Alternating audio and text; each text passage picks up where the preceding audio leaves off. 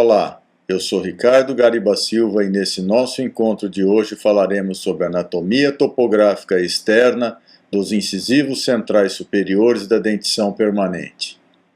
Esses dentes têm como função cortar os alimentos, possibilitar a fala articulada. Os incisivos superiores permanentes ajudam a manter os lábios e a boa aparência. É inegável a importância estética dos dentes incisivos na boa aparência de qualquer pessoa. Por fim, a quarta e última função dos incisivos é a chamada guia incisal ou guia incisiva. Os incisivos centrais superiores permanentes localizam-se em cada lado da linha média, ou seja, nós temos o plano sagital mediano e do lado esquerdo nós temos o incisivo superior esquerdo e do lado direito temos o incisivo superior direito. Quando há espaço entre esses dentes, ou seja, quando não existe contato entre eles no alinhamento normal da arcada, esse espaço é chamado de diastema. Os incisivos são os maiores e mais proeminentes dentes anteriores.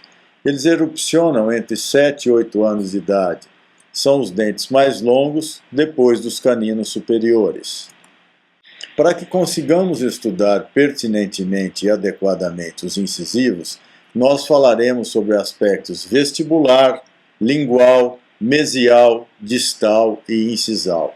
Assim, para o correto entendimento dessa nossa exposição, você deve colocar o dente diante de si na posição a qual estamos nos referindo. Por exemplo, nesse caso aqui nós vemos a face vestibular de coroa e raiz de um incisivo central superior esquerdo. Então nós temos incisivos superiores permanentes, um incisivo central, no caso incisivo central superior esquerdo. Nós falaremos sobre o aspecto vestibular desse dente, tanto da coroa quanto da raiz. Temos a coroa é a mais longa de todos os dentes, ela é mais comprida cérvico-incisalmente do que larga mesio-distalmente. O ângulo disto-incisal da coroa ele é mais arredondado. Nós temos aqui o ângulo disto-incisal mais arredondado do que o ângulo mesio-incisal. O lado distal da coroa, que é esse lado aqui, ó, visão vestibular, insistimos aqui, aspecto vestibular da coroa, o lado distal da coroa é mais convexo do que o mesial. O lado mesial é mais longo e reto. O contato mesial se localiza no terço incisal. O contato distal, que é o local onde a distal do incisivo encontra a mesial do incisivo lateral. Então, aqui ó, na junção dos terços incisal e médio, o ponto de contato na face distal, sempre lembrando que estamos falando da face vestibular dos incisivos centrais superiores, o ponto de contato na distal, então, fica na junção dos terços incisal e médio, exatamente nesta posição aqui que destacamos. Portanto, o ponto de contato na mesial, ele é mais próximo da borda incisal e o ponto de contato na distal é um pouquinho mais próximo do que o mesial em relação à linha cervical. A coroa dos incisivos centrais superiores, quando recém-erupcionado, possui os chamados dentículos, ou seja, tem aqui aquilo que no jargão comum, no jargão leigo, é conhecido como serrinha, e que vai desaparecer mais tarde quando o dente entra em função e há o desgaste da borda incisal pelo uso. Nós temos as chamadas depressões de desenvolvimento, uma na mesial, aqui na junção do terço mesial da face vestibular com o terço médio. Temos aqui uma depressão, que seria mais ou menos o limite de um dentículo quando ele estiver presente. E temos outra depressão longitudinal aqui na junção dos terços mediano ou central com o terço distal da coroa. Então essa depressão seria o limite do outro dentículo aqui quando ele estiver presente. Quando os dentículos não estiverem presentes, se a gente observar, nós veremos regiões aprofundadas aqui. A depressão de desenvolvimento na distal e na mesial. Na mesial, repetimos, ela se localiza na junção do terço mesial com o terço mediano ou central, e na distal ela se localiza aqui, ó, na junção do terço mediano ou central com o terço distal da coroa. Lembrando que para corretamente entendermos esses terços, nós devemos dividir aqui imaginariamente, na vertical, a coroa em 3 terços. O terço mesial, o terço mediano ou central e o terço distal. Esses terços que nós dissemos, aos quais nós nos referimos anteriormente, eles dividem a coroa nos lobos ou lóbulos mesial, mediano ou central e distal. Então nós temos aí também as chamadas periquimáceas. Periquimáceas são linhas de imbricação, são essas linhas horizontais aqui, que são difíceis de serem observadas em fotografias de dentes, mas quando nós pegamos dentes naturais extraídos, e se nós inclinarmos esses dentes contra a luz, a gente consegue ver essas pequenas linhas aqui horizontais, principalmente na cervical, que é onde a espessura do esmalte da coroa é menor. Nós conseguimos ver por transparência essas linhas horizontais, que são as linhas de imbricação mecânica do esmalte na dentina, ou seja, são as linhas responsáveis pela retenção do esmalte na superfície dentinária. Essas linhas são as chamadas periquimáceas. A raiz do incisivo central, lembrando que raiz anatômica é toda aquela parte do dente mais amarelada, de coloração mais amarelada e fosca, e que é recoberta por cemento. Então nós temos a raiz aí. A raiz ela é grossa na cervical, ela é grossa de mesial para distal na região cervical, ela vai se afilando para o ápice, na direção do ápice, que é arredondado. Então nós temos a raiz aqui.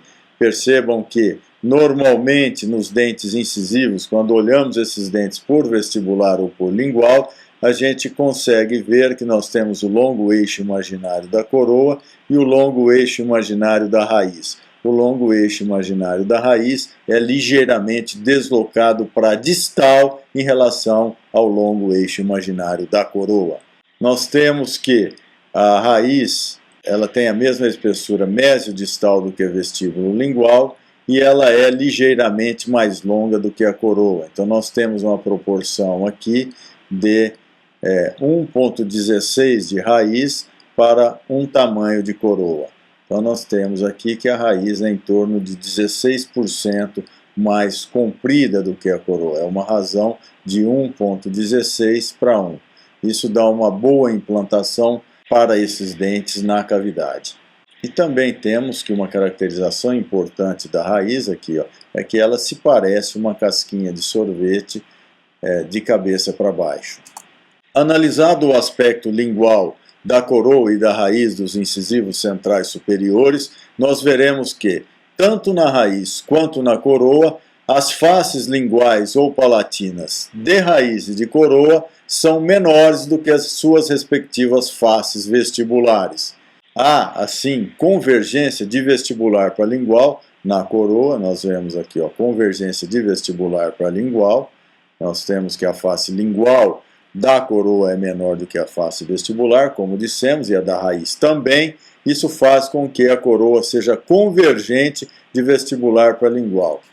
O cíngulo, que é essa parte aqui mais volumosa, é a parte mais proeminente da coroa, é um maciço de esmalte. Ele, nesses dentes incisivos superiores, ele é deslocado para distal. É uma característica bastante importante que ajuda a diferenciar o incisivo central superior do incisivo lateral. Então essa é uma característica que deve ser memorizada. Nos incisivos centrais superiores, o cíngulo é deslocado para distal.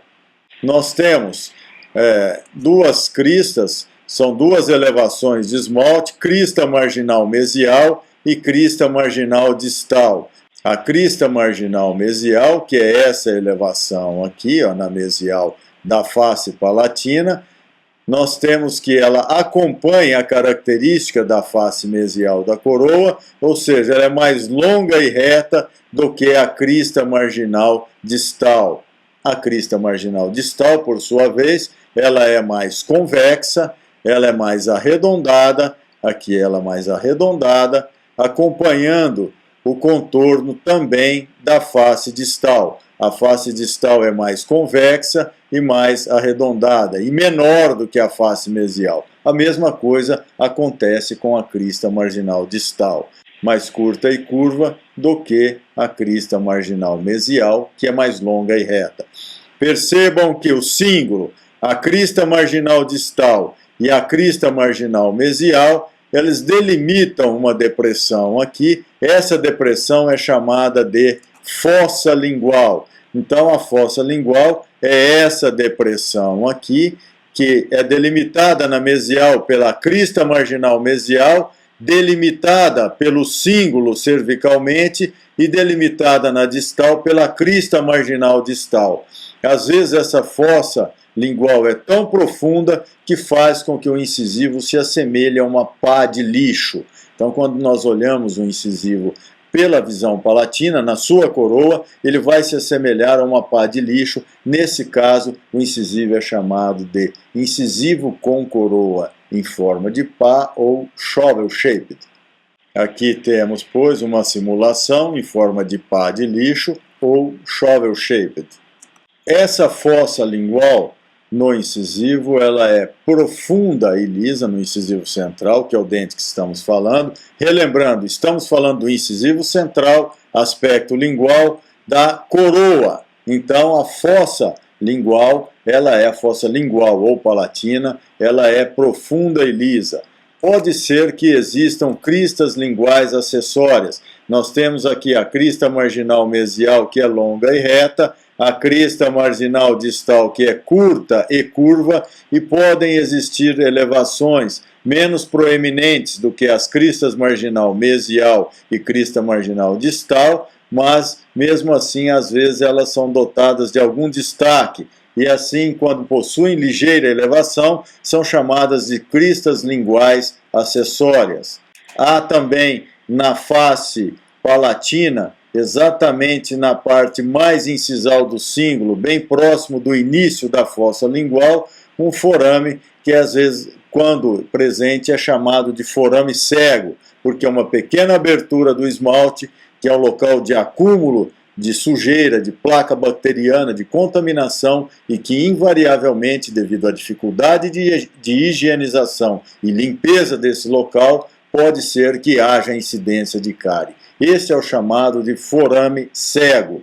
Esse forame cego, que é uma invaginação do esmalte, às vezes ele é tão profundo que acomete toda a coroa, às vezes muito mais profundo, que alcança terço cervical, terço médio ou até mesmo terço apical da raiz. Quando isso acontece, quando essa invaginação, ela radiograficamente provoca a imagem como se tivéssemos um dente dentro de outro dente, ela é chamada de dens in dente, ou seja, um dente dentro de outro dente, porque o observador da radiografia tem a sensação de que ali ele está vendo dois dentes, um dentro do outro.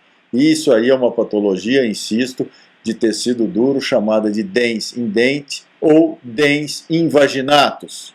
A face lingual da raiz dos incisivos centrais superiores, ela é mais estreita do que a face vestibular. Assim como acontece na coroa, lembrando que coroa e raiz, nas suas faces linguais, têm dimensões menores do que as respectivas faces vestibulares. Outra característica da face lingual que pode ser observada é a de que aqui, no lado mesial, existe um achatamento bastante acentuado e que pode ser visto quando observamos a raiz do incisivo central pela visão lingual.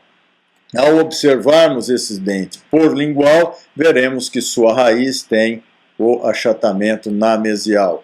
Às vezes, esse achatamento é tão profundo, tão acentuado, que provoca a existência, a ocorrência de uma depressão longitudinal aqui, na face mesial da raiz.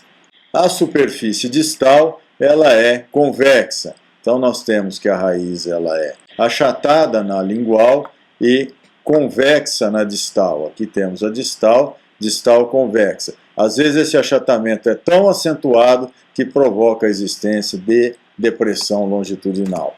Os incisivos centrais, visto pela visão mesial, então devemos colocar o dente pela visão mesial e podemos observar do aspecto mesial da coroa, recoberta por esmalte, coroa anatômica, aquela parte do dente, lembrando, recoberta por esmalte, e da raiz, raiz anatômica, é aquela parte do dente recoberta pelo cemento, que é aquele tecido amarelado mais opaco. O contorno da coroa na visão mesial e distal, ou seja, nas visões proximais, é em forma da letra V, ou também chamado em forma de cunha ou cinzel. Por que isso? Porque, se nós lembrarmos, uma das funções desses dentes é cortar os alimentos. Esse formato de coroa, em forma da letra V, em forma de cunha ou cinzel, facilitará que o incisivo exerça a sua função natural de corte dos alimentos. Esse formato facilita a penetração do dente nos alimentos e que possa cortá-los adequadamente. O contorno na vestibular aqui ele é convexo e na face mesial ele é mais achatado. Convexo na mesial e mais achatado quando se aproxima da borda incisal. Na face lingual, o contorno é em forma da letra S, ele é também chamado de sigmoide, sigmoide ou em forma da letra S. A linha cervical, que também é chamada de linha amelo-sementária. Por que linha amelo-sementária? Porque amelo se refere a esmalte e cemento, sementária se refere a cemento.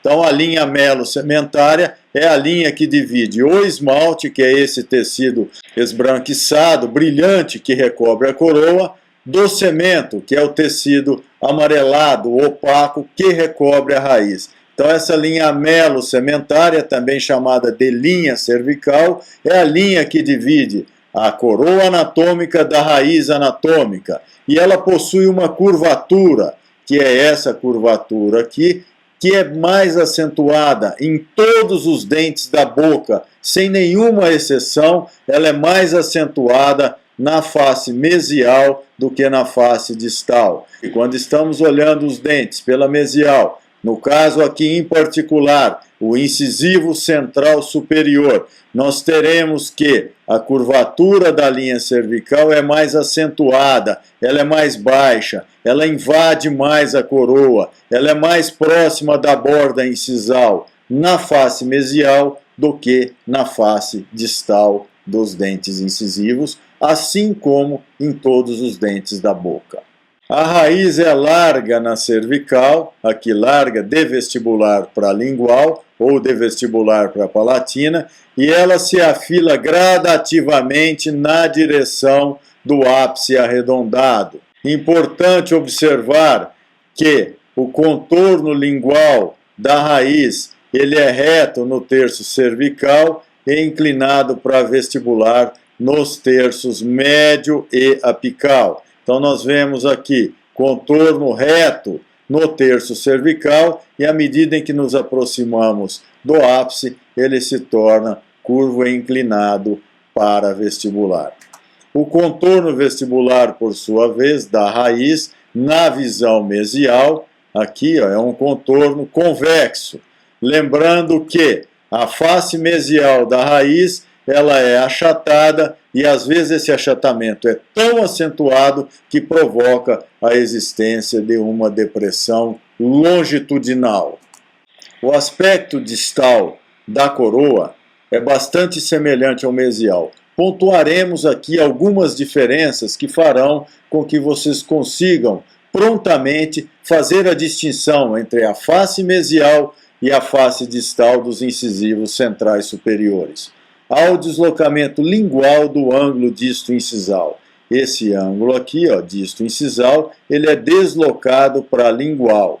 A curvatura da linha cervical, conforme nós já dissemos, aqui ela se inclina na direção da coroa, e no caso da face distal, essa curvatura da linha cervical ela é menos acentuada do que na mesial, ou seja, a curvatura da linha cervical ela invade menos a coroa, ela não vai tão próximo da borda incisal, Não que ela seja muito próxima, mas ela invade, que ela possui essa curvatura na direção da incisal, porém, no lado distal, essa curvatura é sempre menos acentuada do que na face mesial. Quando olhamos a raiz pela face distal, constatamos que o aspecto é bastante semelhante ao da face mesial, mas existe uma diferença bastante interessante, que é a de que na face distal a raiz é convexa e não possui aquele achatamento, nem a depressão longitudinal, que são características da face mesial.